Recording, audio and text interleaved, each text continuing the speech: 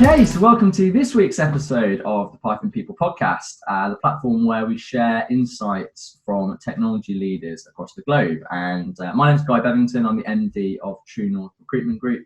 And this week I'm honoured to be joined by James Yorston. James is the head of engineering for Toshi. So James, thank you very much for being here with us today. How are you on this sunny Wednesday? Yeah, lovely. Thanks so much for having me on. Yeah, I'm great. I mean, you can't be too sad with the weather like this. We're just discussing saying not enough time to get out in it, but no, yeah. I'm brilliant. Thank you. Good. Well, thanks for being here. Yeah, I donned shorts for the first time this year. And, that was it. Yeah, it was sort of blinding whiteness. Yeah, from my side. Yeah. Only then to be told about half an hour later by somebody in the team that apparently it's supposed to snow next week. So Oh, is it? Oh my god! Apparently, no. take it while we can get it. But no, lovely. Thank you very much for being here with us today, James. And I guess to frame the episode and the chat we're going to have. So you and I got chatting quite recently, and I think it was pretty clear that we both saw pretty eye to eye on a number of aspects and topics relating to company culture. And I guess with what the world has been through over the last year, company culture, I mean, it's one of those things, isn't it? It gets bandied around a lot, the culture of a company, and it's often, I find it's something that a lot of leaders and companies do pay quite a lot of lip service to, when they sort of talk about culture.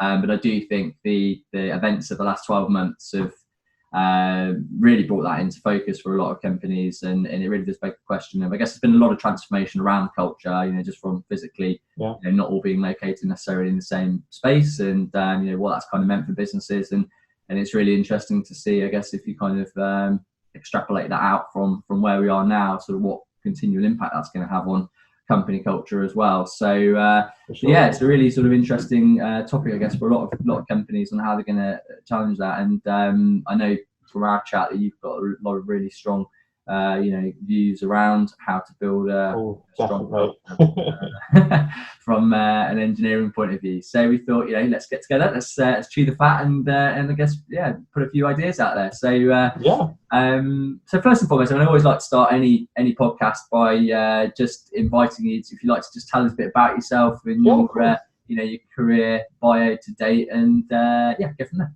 Sure. Yeah. Cool. Okay. So I suppose first thing to say is educational background in computer science, although that's not actually where I started. I got sort of bitten by the startup bug really when I was really young. I got into it prior to going to university, actually. So I did a weird path where I worked at a couple of startups actually before going to university, one of which went through an acquisition, which kind of set me on the path of really wanting to kind of do tech startups, really, and tech in general, to be honest with you. I didn't know much going in there. That's really, where I learned a lot of stuff. So that was 2013, 2014. So sort of in that time, I ended up going to university, studying computer science, fell in love with the subject. It was quite an academic startup, that first one anyway, and did my degree, loved it. At the same time, was working with startups, and again sort of helped them grow, and really saw that growth there. Sort of seeing the I suppose the rat race with investment raising and the challenges that go with that, and really how close engineering has to be to actually the business, which often gets a little bit diluted. So I ended up working all sorts of different markets there. I suppose previous couple of years has been in finance at an alternative lender called Bamboo, which was an exceptional engineering team. They taught me an awful lot whilst I was there. They grew massively and have huge success at the moment. Then I came out there to lead the engineering team at Toshi. I joined them just at their seed round, essentially, and they've been described. We've had a couple of articles done on us recently. They've been described as essentially Deliveroo for fashion. So they are essentially an upmarket tech fashion logistics company. So we work with businesses, like Chanel, Gucci, Alexander McQueen, all these big, branded fashion designers, to essentially offer a kind of a concierge on-demand delivery for their end customers. So we're currently live in London and New York. We've had crazy growth trajectory over COVID, as you can imagine, as people haven't been able to shop. So we've become super, super relevant. So running the team there, we're still quite a small business, about 30 people in that company, but like I say, growing really well. So yeah, that's kind of how I've ended up here. It's a bit of a strange route, but yeah, cool. Yeah. Thanks for that. That's really interesting, and I like the fact that you've you clearly found your niche in the startup world, and I'm sure we'll go on to kind of why that's something that's resonated with you, recently. But no, I guess for Toshi, I mean, it's a great concept for a business model anyway. But I guess, like I say, during these times, it's become super relevant, and it's incredible, really. The conversations I have with people is just the last year, it's just been a total lottery for so many companies, but how their business model has been affected, both adversely and for the positive. And I'm glad, obviously, you're on that side of the coin. Yes. And it's working out well. So that's cool. All right, super. Well, I'm sure, in terms of somebody that can share a few ideas on what it takes to build a successful engineering culture, clearly your background make you very, very qualified to do that. And I guess I'd like to start by just asking you, a culture for me is one of those things. It's the most important thing in a company, absolutely, because to be honest, it far outweighs performance. And that sounds a bit counterintuitive, because obviously every company's got to perform. But I think if you get the culture right, performance will come. And for you personally, why do you feel that the culture of a company is so important, and why is it something that really really resonates with you? Yeah, of course. I think totally agree with your points in that culture gets a lot of lip service, and it's something that pretty much every company will talk about as either part of their recruitment process, part of their PR, part of their branding, whatever it may be. But it's, in my opinion, so rarely done well. It is exactly just a PR stunt. I think for me, particularly at the early stage, which again, is bulk of my experience, it's the make or break of the business. I think it's the kind of the lifeblood of an early stage startup. I think you're often at that early stage, you're often cash strapped, right? It's the big problem you have in startup, is balancing where you use your capital, who do you get in, and all this kind of stuff, and essentially investing in hiring, and particularly engineers who, let's face it, are expensive really as staff members. That investment, needs to go far. And essentially what you see, is that famous phrase, people don't leave jobs, they leave managers, and all that kind of stuff, right? I kind of subscribe to that to a degree, but I kind of take it one step further, saying that I think people amongst my network as well, you talk about why people move on and that kind of stuff. It's often for cultural reasons, right? It's not the job role itself. And as a startup, you really can't afford to have that loss in people essentially at that early stage. It's so crucial that you retain that early team, that you invest in them, you grow them, because it's how you grow as a business, right? And ultimately, that's what your success comes from, right? A business is nothing without the staff. So if the culture's wrong and people, are not staying, or they're being sort of cornered with their ideas, not able to really be creative in that sense, it has a serious negative effect on just company output and thus success. I think companies that the most successful companies that I've seen and been part of are ones where the whole unit is really focused on that mission, right? And that does start at the cultural level for me, for sure. Absolutely. Yeah, I couldn't agree more. And I guess True North is a business. We're a relatively young entity as well, and founded towards the end of 2019, and everything you just said there, I totally resonate with. In any kind of early stage business, getting the culture right, it's so key, because you've got to bring everybody on that mission with you, haven't you? And it's something that I guess, like I say, if you don't necessarily have all the other bells and whistles to offer, the previous backstory, to create a culture where people want to be a part of it. And I saw a really good quote actually the other day from Simon Sinek. I'm a huge Simon Sinek. And he said that, if people are financially invested, they want to see a return. But if people are emotionally invested, they want to contribute. And that, I think, is like so true. And recruitment, it's really interesting because obviously every recruitment interview I've ever been to, jobs always sold to you on, you can make this much money, you can do this, but really, I think that's such a thin culture to build a business on, because once you've made the money, or you've done whatever, the job very much loses its shine. And I think having a culture that is a mission that's a bigger piece, big and beyond the individual, I think is so key to get that right really early on. So yeah, I totally agree with what you said there. So how do you go about actually creating a great culture? I guess maybe we've talked about it from an engineering perspective, but also from a company wide point of view. How, as a leader in tech, would you go about implementing that? Yeah, sure, of course. No, I mean, so this is one of those questions that's really tough, right? And I think there's many ways you can slice and dice this, right? And I think my opinion is always going to come from most of the early stage thing. But I think there's two questions there. There's the engineering culture, and then there's company culture, right? Company culture for me is fundamentally trust for all employees, and that extends into tech.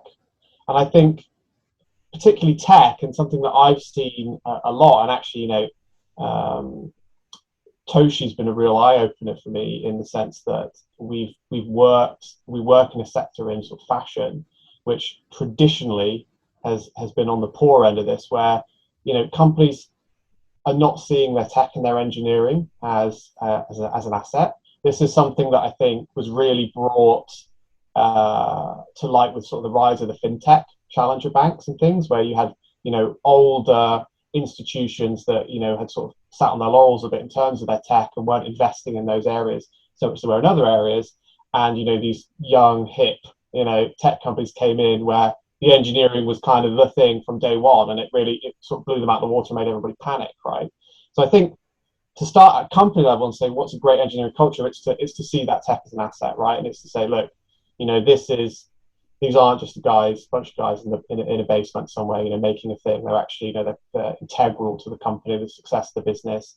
In startup world, that might be, a lot of companies chase the tech multipliers in terms of the evaluations, that kind of stuff, and you can't get that unless you're seeing your engineering and tech as that asset. I think following off that is the appreciation of what then that means. So, okay, great, we see tech as an asset. Okay, we say that. So what does that mean? And I think there's a lot of misconception, again, from people who are not technologists about what the tech process looks like. So, and for me, that starts with an appreciation for the R&D elements of tech. So I say this all the time, is that in tech and tech startups, you're often doing something for the first time, right? You might be using, software libraries, or, you'd be using, parts of code or whatever it might be that has been solved. But often the problem that you are solving in the space that you're in is quite new, and that makes it really hard, right? This is certainly something that we've seen at Toshi, right? Is that no one's actually tried to do logistics, sort of on-demand style with returns. It's more like a warehouse flow, right? So we're in a space where somebody's not really tried to solve this problem before. So as a result, an enormous amount of the work is R&D, and in businesses that aren't used to that element of arguably sort of lost time or lost work, it can be super challenging, and you can build frustrations, right? We as engineers and as technologists know that it's not lost time, and that if you spend a load of time going down a route to conclude that it's not the right answer, that's how great things are built, right? Pretty much never the first version is the version that you go with. So that's crucial for me. Absolutely. Yeah, it's interesting. I think your point there about how technology is viewed is so key. Because, like I said, I mean, technology, whether you're a technologist or not, if you're a leader of business and you're not embracing technology, I mean, ultimately, it is the driving force behind every industry now, isn't it? Irrespective of whatever sector you're in. If you're a pure technology company, okay, cool. But even if you're not, technology is going to be, or should be, something that's evolving and really moving your business forward. And if you don't have that mentality or that mindset, and like you say, you don't necessarily understand what it takes to build a genuinely best in class software product, like you said, the mindset or the mantra of a lot of kind of draconian old school leaders where they're hiring a bunch of software engineers. It's like the idea of an R&D afternoon or a day a week sort of working on your own things or whatever. It's kind of lost on a lot of people. It's a hard sell. Yeah, absolutely. Why aren't you building something? But it's that absolutely. I think that's a really good point. I guess going back to the question of how do you create a good culture? I mean, obviously it's a very esoteric thing, isn't it? To talk about a great culture. What actually is that? How do you define that? And I was thinking about that myself quite recently because it's something that, as I say, with True North was the number one priority, and I've certainly been, in the past, very unhappy as a result of work. And the big thing that I really wanted to build with this business, and it sounds really cheesy and really fluffy, but it's genuinely true, was, we're on a mission to help people be happy at work. And as I say, it does sound quite cheesy and fluffy, but it really does kind of permeate throughout every single person within the business. And it's something that we, when I'm having conversations with people, it's something I hire for, that I've got to have people that genuinely care about people's happiness here, rather than somebody that's, just trying to place somebody into a role because it's going to make them, an extra few grand commission. It's like, actually, is this genuinely the right thing for that person? And I think you've got that kind of, I think it's a real element of understanding your service proposition and what your customer service is, and being really bought into that. I think that is a big box to check as far as having a really good culture.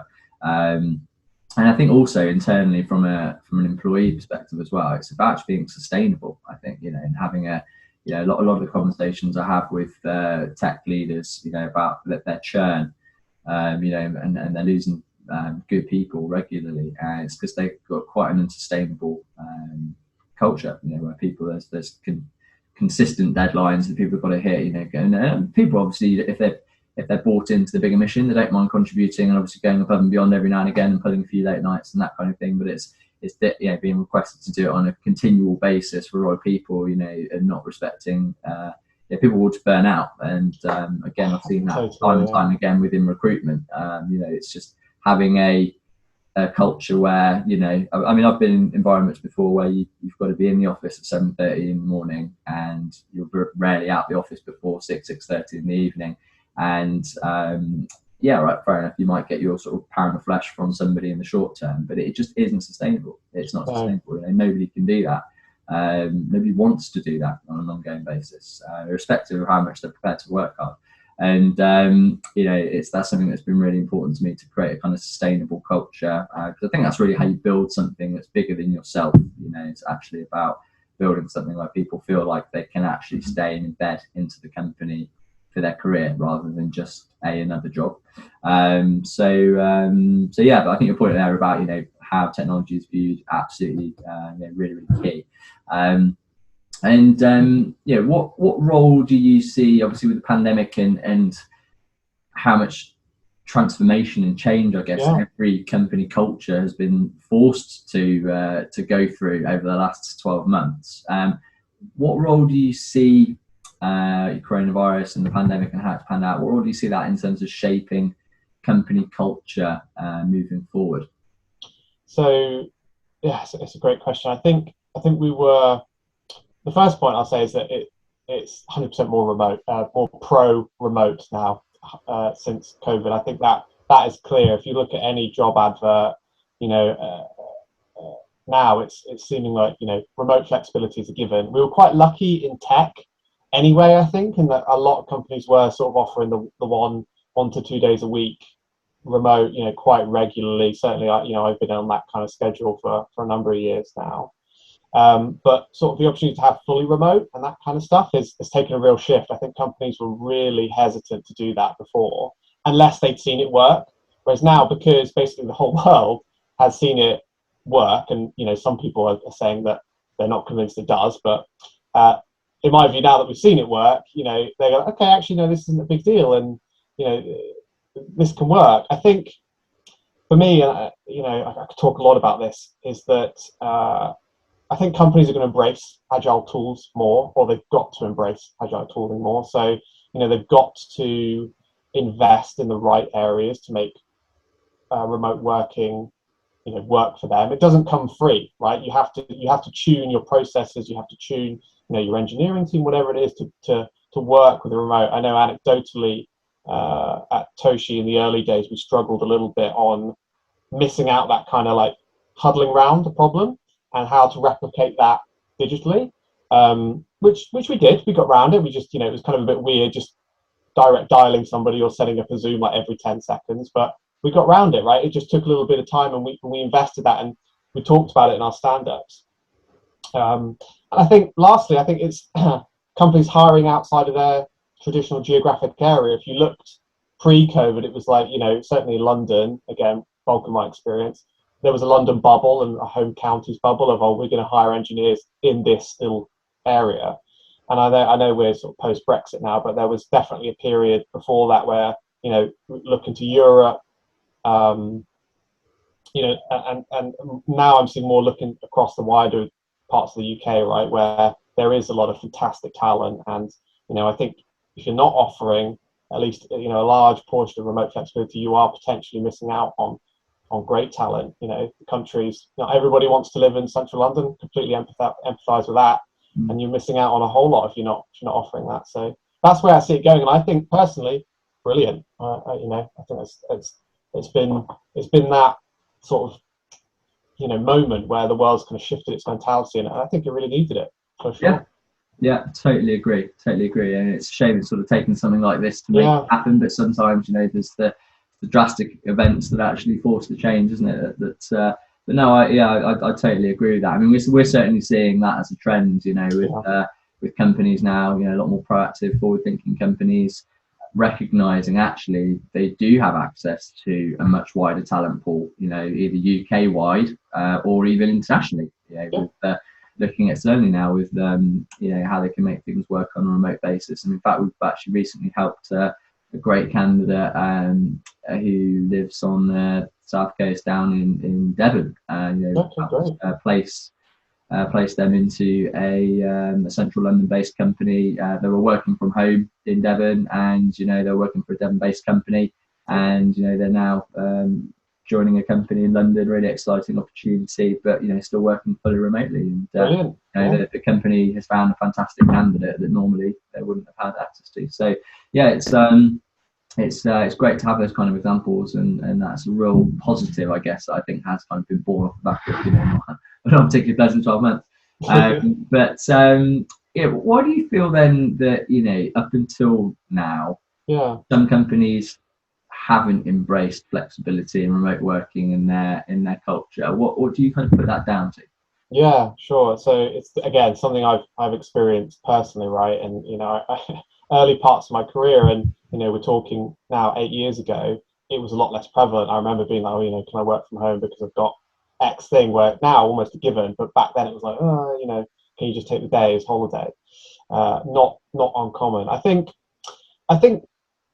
honestly, for me, it does come from a lack of trust. I think if you've seen it work, you know that it works. And again, anecdotally at Toshi and at other businesses I've been part of, we've seen over the pandemic no drop in productivity at all. We as a group, we sort of see how much we deliver in story points. If anything, that's increased, to be honest with you. So, from that metric, which I know doesn't tell the full picture, we've seen absolutely nothing. And I'm convinced it doesn't have an effect in terms of raw output. But if you've not seen that, and you're not sort of data driven in that way, I think people, some individuals still have this mindset of, well, people are going to be sat watching with the telly on, all the rest of it, which is just so wrong. And I think as well, a lot of companies, and probably the bigger ones who aren't able to move as quickly, haven't invested in the right tooling. I think, I said this earlier, and that remote doesn't come for free, right? You can't just take what you were doing in the office, just have Zoom and expect everything to just fall into place. You've got to invest in the right tools, and that's maybe looking at the way you're doing project management. Is it the way that you were structuring your meeting cadence? All of those aspects you've got to look at. Say, okay, we've now got a distributed team, and we were solving things like this. That's now not working, and it's very, very easy, I think, to do nothing, and then maybe in the early days notice a difference in culture or a drop in productivity, and then say, oh well, remote's the problem. I don't think that's true at all, and I think it's you've got to invest to make it work for sure. Totally agree on that front. And I think I agree with you. I think it is down to a lack of inherent trust in your employees. Essentially, as a leader of business, if you're not happy for somebody to be working from home, you're basically saying one of two things: I don't believe you're going to be working from home, or you're going to be stealing data, or you're going to be doing something else. If you think about it, it's like how can you genuinely build? Great cultures are cultures where people go above and beyond to contribute. They want to contribute to the business, not because they have to. And I'm a big believer in these kind of push or pull cultures. You'll have push cultures where people are constantly being berated and kind of carrot and stick of you have to do this and being directed in a certain direction.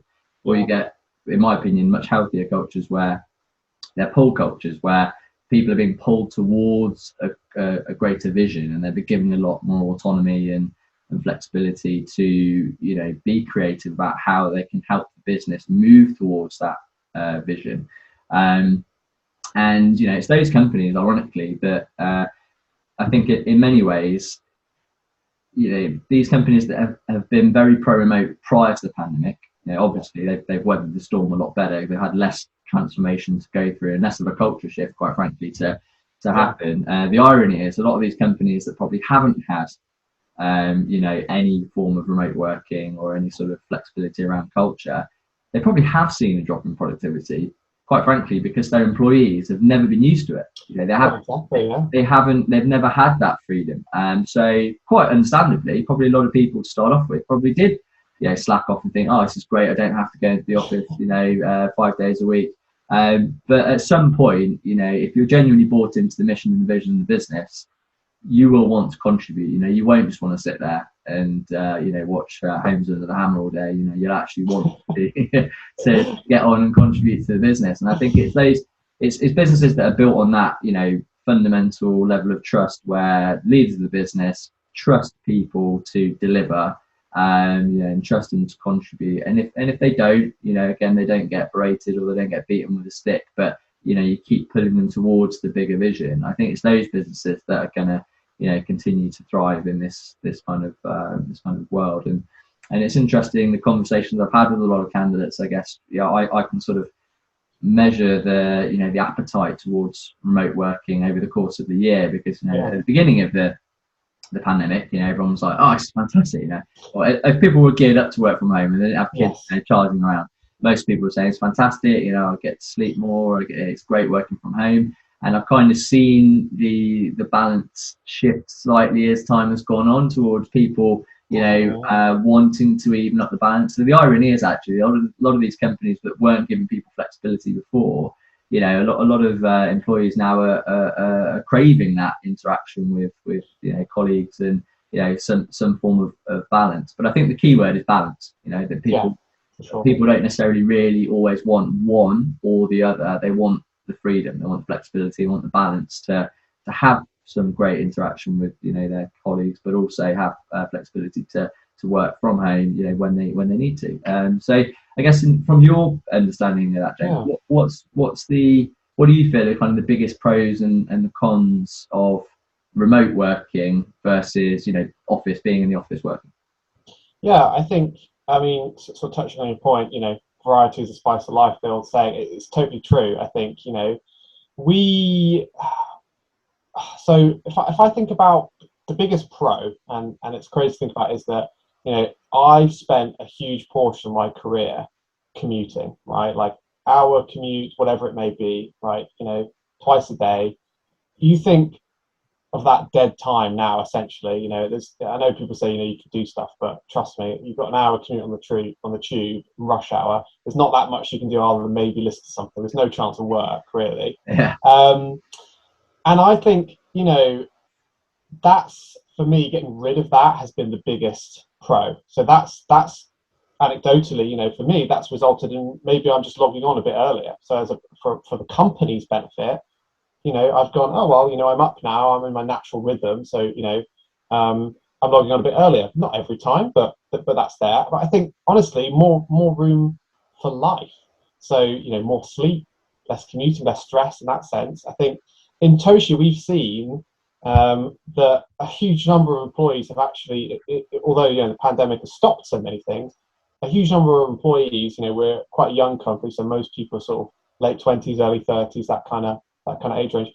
People have made some big sort of life, movements in their life. They've bought property, they've, got married, bought, things that were arguably a bit strapped as a result of having to be located within, such a close proximity to the office, right? Everybody was living centrally in London, super expensive. We've seen people move out, to sort of home counties area, myself included, where you can have those aspects of life that you sacrifice for kind of a bit of the London rat race. So that's the biggest pro for me, is that you've just got more time, and I think that benefits the company. It also just benefits the overall sort of mental health of people, and having that freedom to do really what they want to do. If they want to stay in London, fantastic. If you want to go out and buy a house or do whatever it is, move on with your life, that's brilliant as well. Yeah. Sort of the flip side, sort of the cons, I think we've all agreed this in our tech team as well, is that there's definitely a slight negative effect in the sort of the after hours work culture, because you're sort of sat in front of a computer all day. When we pre-pandemic, we were 4 days in, 1 day from home. That just sort of seemed to work for us, but people needed more time than we're happy to give it. And we were quite regular pub goers in the evening, right? Because after spending all day in front of the computer in the office, you go to the pub, and that was sort of that was a nice release. Whereas, trying to mimic those socials digitally, it's not quite the same, because you've been in front of the computer all day, sitting in front on another Zoom call to have a beer. Although people appreciate it, it's not the same as actually going to the pub. So that aspect of the sort of the after works culture took a huge hit. And I think as well, it is difficult to simulate that kind of riffing of ideas in person, and the old whiteboard session. You can get close to it, but my opinion is it does suffer a bit.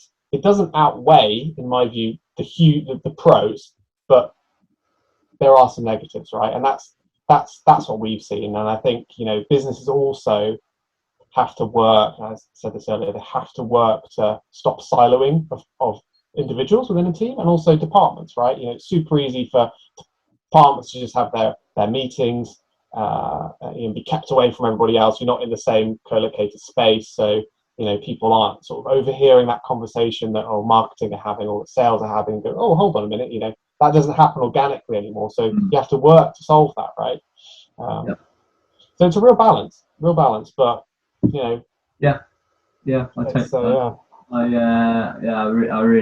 really agree with both those. Like I say, the word is balance, isn't it? I think, and to put on the thread of a couple of things you said there. I mean, you're right. I think people have got more of a life in a way, ironically, even though lockdown, just a bit more breathing space, and obviously it hasn't been an easy 12 months for lots of reasons, but just personally speaking, mental health wise, where I am today versus where I know I've been in the past, it's night and day. Just I'm substantially happier than I used to be, and and getting back to my point about sustainability earlier, I guess. I mean, I've had the conversation with every single employee in the business that if your mental health or your physical health ever suffers as a result of this job, I want you to bring it to my attention immediately. Because that should never be the case. And I've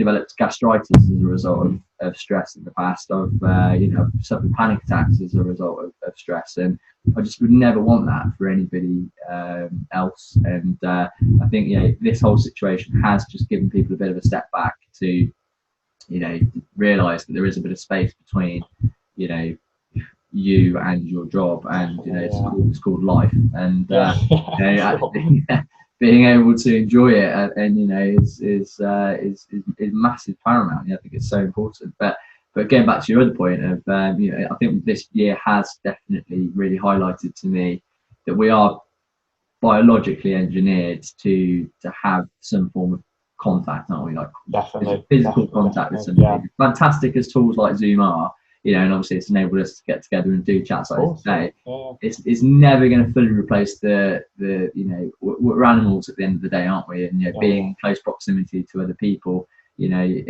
can never fully replace that quality of interaction. And like you said, from a creativity standpoint, just having everybody sat in the same room, you can't recreate that magic over Zoom. The sort of creativity and innovation element of things. So I really do hope the one positive thing that we get off the back of this is, there is that balance where everybody is actually aware and engaged and bought into that. I want to be in the same office as other people for a few days. When they're there, they make it, very efficient, and everybody's there for the right reasons. Everyone's engaged, and you make those sessions as productive as possible. But like you said, when you're then at home, I think the flip side of that, your point about how one team doesn't overhear another team and that kind of thing, and of course there's a lot of sort of organic innovation that happens that way. But there's also a lot of distraction that happens that way as well. I mean, I've been on a big open sales floor before where you're just trying to get on with your work, but there's somebody talking, and then invariably you listen to that person and then listen to that person, and it's not always actually more productive having everybody sat in an office, because there's just infinitely more things to distract you. And so yeah, I totally agree. It is that kind of balancing act, I think, that hopefully with all companies can get to, and that's exactly what we're going to do. Moving forward, we'll have an office in London. If people want to go into the office and work out of the office, they can do. If people want to work from home, they can do. It's totally their choice. But I would say, a couple of days a week, it'd be nice if we could get together. And like I said, just go for a few beers after work, and just spend a bit of time with each other, and it's really important as well. I think that's the best balance. I think anecdotally, everybody in my team at the moment has we polled and said, what do you want to do? Do you want to be completely remote? Do you want to, how should we hire? And we have hired some employees that are now going to be permanently remote. But overwhelmingly, the answer was, we want to flex, and I think that's exactly to your point. We are biologically wired to want contact, and I think I'm definitely in that camp. And I think that meeting cadence as well, going back in the office, I do think companies will be more sensitive to wanting to make that time hyper effective, right? And there's appreciation. Actually, your work from home days, maybe they're your concentration days, they're your head down days, and you move those in-person days to be your kind of your whiteboarding sessions, your ideation sessions. And really, there is that kind of alone time, without distraction, lends itself to more focused work, and that grouping of people lends itself to more of that kind of innovative style. So absolutely. And let's also look at, I guess, on the other side of the coin of you can't speak in absolutes, because I've had conversations with other people where they're just not geared up to work from home at all. No. They've got constant distraction with kids charging around or whatever. Or if you're I don't even know how you would during the lockdowns. If you're in a flat with kids charging around and they've got no garden to go out into, and I literally don't know how people in that situation could work. So it's very easy when you've got an office and a space to concentrate, and obviously we can always look at it through rose-tinted glasses, but I think it's the point of companies need to give people the choice. And if people prefer to be, if you can provide a space for them to be, like say, their concentration days could be in the office if they want to. You can provide a space for them to come into the office and crack on and do their job in the office. If that's what they prefer to do, then brilliant, let them do that.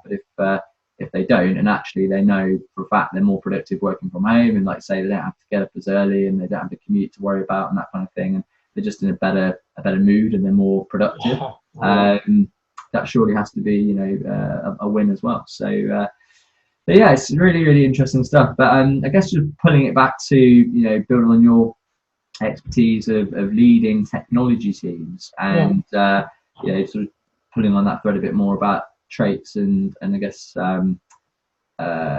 strategies that you've employed to help engage and motivate engineering teams. I guess engineering teams, to a degree, have always been probably the first teams where there's been an element of freedom and flexibility to work remotely, and so it's probably not been as much of a huge sort of culture shift. But outside of the pandemic, I mean, how do you personally go about engaging and motivating engineers as part of your team? Is there anything you can share around that?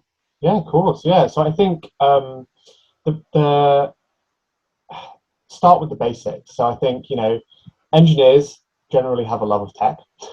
So for me, that's like start with simple stuff. Don't skimp on equipment. Offer people flexibility in that, unless you've got a domain specific reason of why you can't offer X laptop over Y laptop. Let people choose the best tools for their job. Ultimately, I do see software engineers as sort of craftsmen and creatives in that sense, where they've got their preferences on their tools, right? So start with that, and I think you're gonna get a level of okay, the company kind of gets what this job is about, right? And I think outside of that, it's understanding that everybody within a team is an individual, and an individual is motivated by different things, right? One path or one approach doesn't work for everyone. So, is that to do with money? Is it to do with title? Is it to do with shares in the company? Everybody's different, and often, my approach to hiring and keeping the team growing is sort of always discussing those things. Right? You'll find individuals who are more entrepreneurial and are open to taking a risk and saying, okay, well, I'll take less salary, more shares, or that kind of stuff. And it's just having that approach that everybody is different in that sense, and keeping them focused in the team. More on the structure of the team itself is I'm very conscious of teams that I've been a part of earlier in my career where I felt I had no say in anything. I was just, okay, tickets come in, I work on them, tickets go out, and I'm blind to the rest of the process there. I've personally taken the approach to try and run things quite democratically, right? Although I might be, as my role in Toshi, head of engineering, right, where I'm that voice in a lot of cases, the actual decisions on processes, I might start the conversations, but ultimately we discuss them as a group, right? And everybody gets a share of their voice, and that's about all things. That's about meeting cadence, processes for the wider business. If you can engage everybody in your team to at least offer their opinion, even if ultimately as a group you say, well, thanks, person for sharing your opinion, but we've concluded this. They've at least felt they've been able to share their voice rather than just sort of immediately be put down. We extend that to things like hiring as well. We try and get as much of the engineering team involved in hiring, even if that person is junior to the person that is being hired, because I think it's important to know who's being brought into the team. Of course, as a company grows, that's not always feasible, right? But at least people appreciate that kind of effort. And I think lastly for me, on part of the culture is the retention, it's the progression. I think a lot of people, and I'm sure you can share insights on this, is that a lot of companies, a lot of more business folks, people see engineers as not very commercially minded, not career builders. They just want to hack away at code and build things, right? In my experience, that's really not true. And although some people might be motivated in different ways, and I know as part of my team, there's guys that want to be more, real, experts in their technical field of part of a language, whatever. And there's guys who want to do more business focused stuff. I think offering that progression again, really taking an individual approach to people within teams and within your wider engineering team pays dividends, and you can sort of tailor progression plans and again talking about money and shares, what things interest what people. It's a blanket approach is never going to work, because as people we are all subtly different, right? Those are the things that have really helped grow Toshi and keep us all with the same guys, no one's left. So Yeah, it's really kept us strong. I can see how actually, yeah. Again, just like you and I very much see eye to eye on a lot of this stuff anyway. But I totally agree with the whole democratic element of going about things. It's like you said. I mean, even if you don't necessarily can't always please everybody, but just getting everybody's voice heard is key. And just psychologically, people will feel better about the outcome if they feel like at least they've had their opinion taken on board. Rather than just. I think it's quite an element of arrogance from leaders, really, where they just think, well, this is the way we do it, this is the way we've always done it, and this is where we're going to continue to do it. And it's a bit like, well, why are you employing people then if you don't want to hear their opinions? I know, otherwise you might employ robots, and But it is very true. But I think your point there about the retention is absolutely key, because certainly when I have conversations with people, the most important thing really when I'm speaking to somebody is understanding why are they looking to move on from the career that they're in, and a lot of companies still look at it relatively naively, I think, where they think, well, somebody's just going to move for more money. And you mentioned the age-old adage earlier of people don't leave their job, they leave their manager. I think that is definitely true to the degree that people leave very rarely for money. It's usually, I mean, of course, everybody likes to receive a bit more when they're moving from another job, but very rarely the primary motivator. If people are genuinely engaged and they feel like they're progressing and they feel like they're growing, I guess that's the biggest reason that a lot of people we speak to end up moving on, is they feel like they're stagnating. And I think your point there about how often developers can be seen as not necessarily career focused, or I think that what I really respect about software engineers is they don't a lot, and again, I don't want to speak in sweeping generalizations here, but it's a trend I do notice that they don't often put the title above the work. It's actually about the work they're doing is what they really enjoy. So you can offer somebody a fantastic title of tech lead or whatever it is, but ultimately, if they know the job they're going to be doing as a result of that isn't something they want to be doing, then very often they're not interested in the promotion,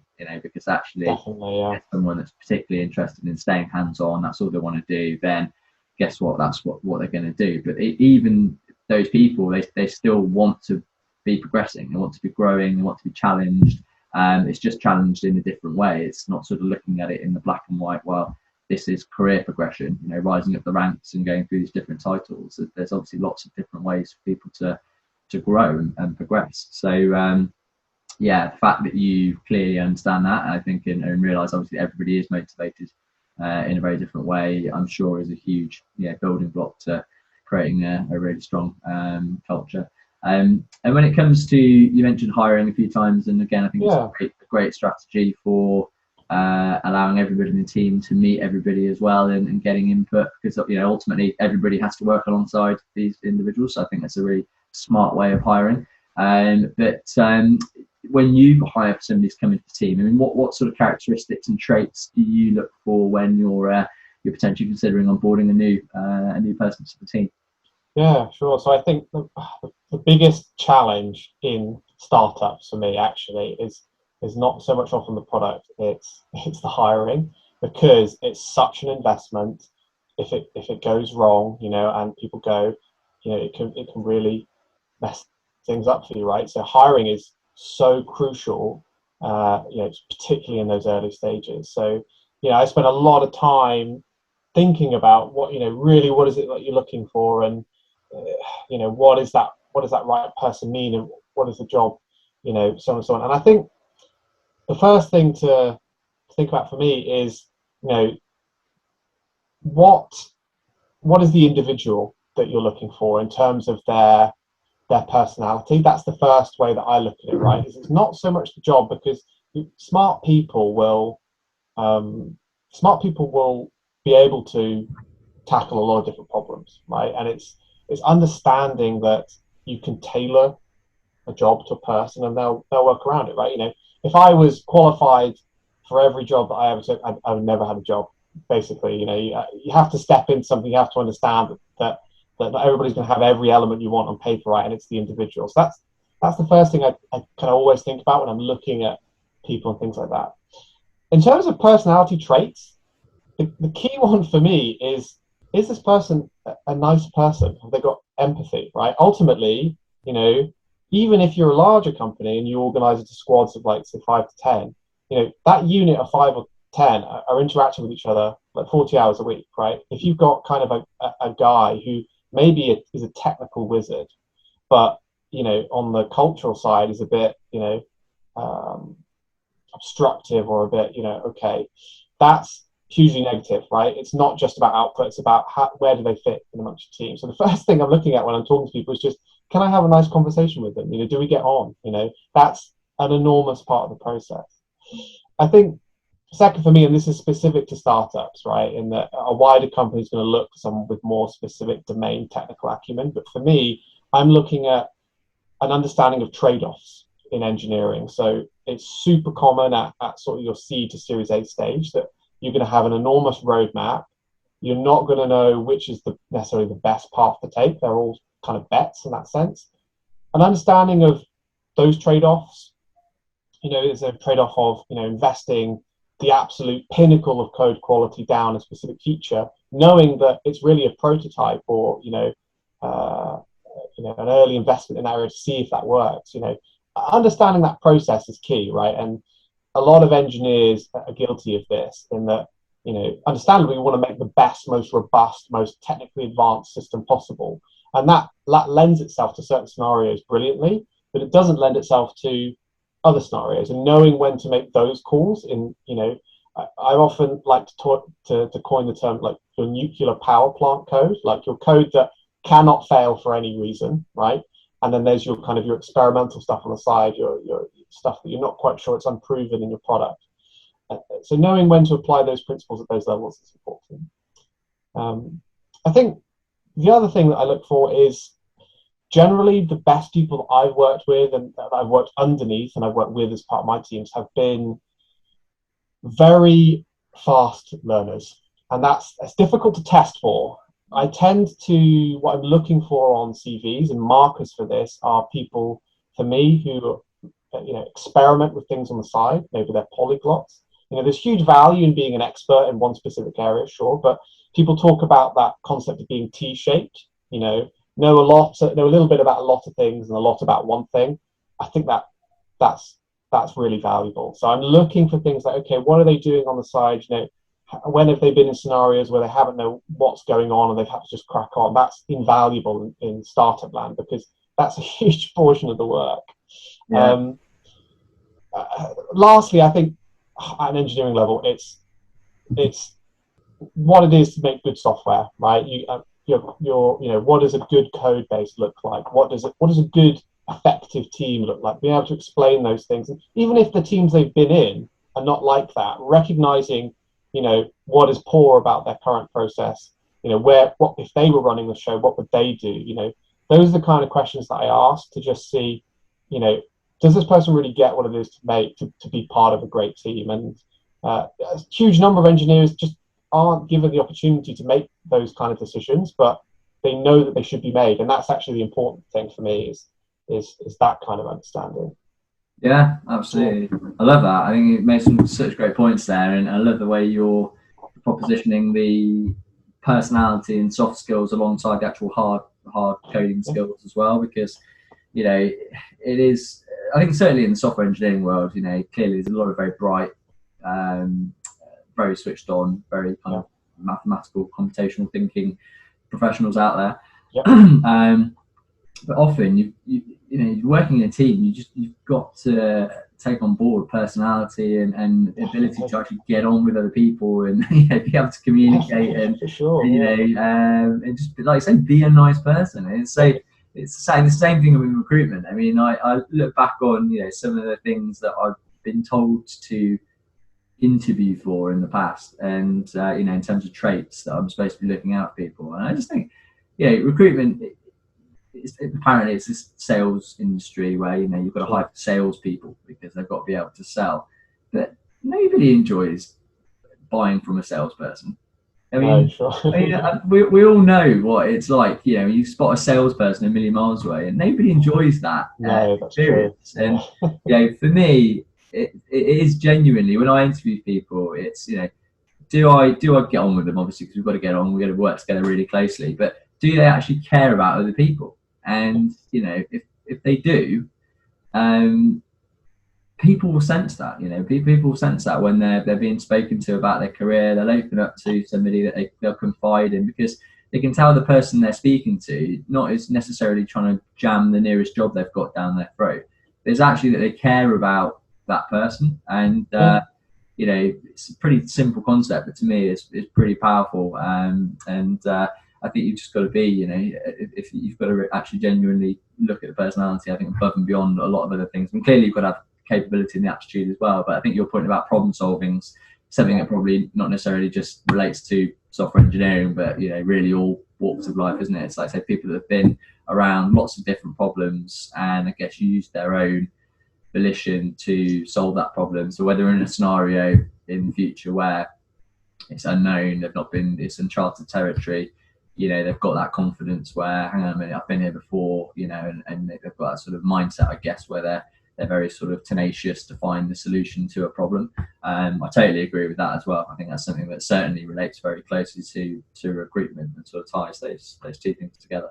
So that's very interesting. I think on that point as well is that you see the classic, and I'm sure many engineers can relate to this. The classic of we're only going to look at someone with X number of years in this programming language. That's super classic. And I often answer that question with, well, how many times, ask an engineer, how many times in their career are they fighting against the actual syntax of the language versus wrangling with the problem at large, right? And the answer is rarely. Rarely are you fighting with a specific element of a language. It's solving the business problem, and that's the tool that you use for that is kind of almost irrelevant at that point. It's being able to solve the problem, choosing the right tool, and that kind of stuff, right? Is actually the biggest skill there, which is the aspect that I'm personally looking for when I'm interviewing people. Absolutely, yeah. Right tool for the right job, isn't it? Absolutely. Yeah, totally. Well, great. Well, I guess in closing, I mean, the last question I had for you really was just to get a flavour for your outlook on the tech world in general, and sort of what you're most excited about, I guess, in the world of tech moving forward, and kind of trends, etc., that you see as exciting areas. But what are you excited about? What are you looking forward to most in the world of tech? Yeah, so I think it's not a field that I've worked in, particularly deeply, but I was thankfully exposed to it at university, and we've been playing around with things in some of the business been a part of. But the AI and ML space for me continues to just advance at such a rate, and the adoption of it in sort of consumer products, even a basic level, I think is going to be immensely powerful. We're seeing that more and more as each year goes on, right? I think there's lots of futurists and all the rest of it. People say, AI and ML's the most important invention since the combustion engine, right? I resonate with that. I think the things that you can do in this space in terms of its application, we've seen, a revolution in, sort of electric cars, automated driving, in the medical space, think how many companies have span up with, AI as, underneath them as sort of their kind of IP, right? I think, exactly every angle that we're going to go in, I don't know, but the advancement in each of those fields, even if a small part, I think just push everything along, right? And it's so applicable to so many problems. Unlike some, for me, some like other trends like, crypto and this kind of blockchain and this kind of stuff, right? Which is fantastic, but in my view has a more focused usage. For me, applications of AI and machine learning can be used in pretty much any product, really, and I know there's a lot of people saying things like, well, we have to be careful, and again, I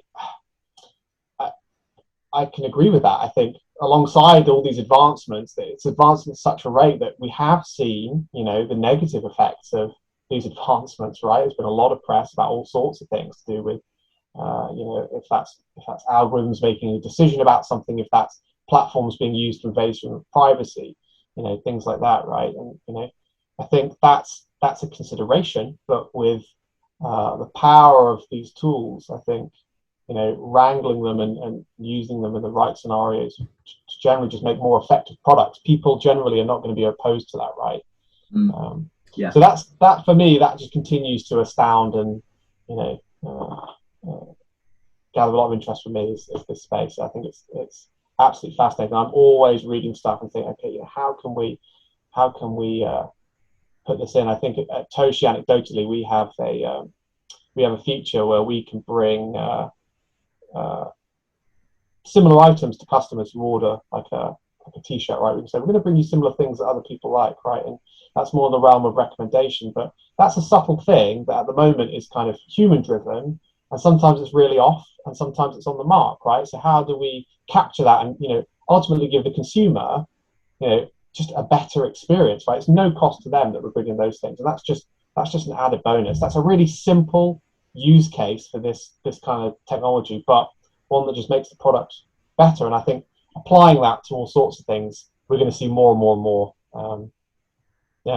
Yeah, totally concur with that. I mean, True North as a business, when I founded the business, really kind of evaluated the whole of the technology landscape and thought, okay, well, where's a place that I'm actually going to be really interested to recruit, and B, where's the kind of future of technology in the next 10, 20 years? And we landed wholeheartedly in data science, AI, machine learning, and obviously software engineering, because that's building up on my previous background. But yeah, just totally agree with you. I mean, I think in essence, if you think about a business and what it actually is, business exists to solve a problem for somebody. And for the first time now, with I say for the first time, obviously it's been around for a while, but one of the things we're seeing more and more in the market is actually the ability now to solve problems for people on a pretty automated and proactive basis. And really, of course, there's always going to be concerns around, like say Terminators running around in 20 years, and but for here and now, there's the whole ethical and privacy concerns, which are totally valid. I absolutely understand that, and algorithms based around bias and things like that. I mean, clearly there has to be accountability for it, but fundamentally, when you look at it in its the black and white of the situation, like I said, it's about delivering a better customer service. And then whenever a tool can do that and solve a problem in a more elegant and efficient way, which is what AI and machine learning can do, there's always going to be a need for it. And that's something that's not going to change. Absolutely, it's going to sort of further exacerbate, I guess, as time goes on. So yeah, well, James, it's been absolutely fantastic speaking to you. Real pleasure, and really enjoyed the chat. A lot of very interesting food for thought there. So just I guess nothing else remains but for me to say thank you for coming on and being a guest. Really appreciate it, and I will look forward to following your progress intently as time goes on with whatever endeavours you get involved with in the future. No, it's been an absolute pleasure. I think it's a really great, fascinating conversation. I think these are important topics, and I think they need a lot of airtime, right? But it's been an absolute pleasure. Thanks for having me. No worries at all. We'll speak again soon. Thanks very much. Cheers, guys. Bye for now.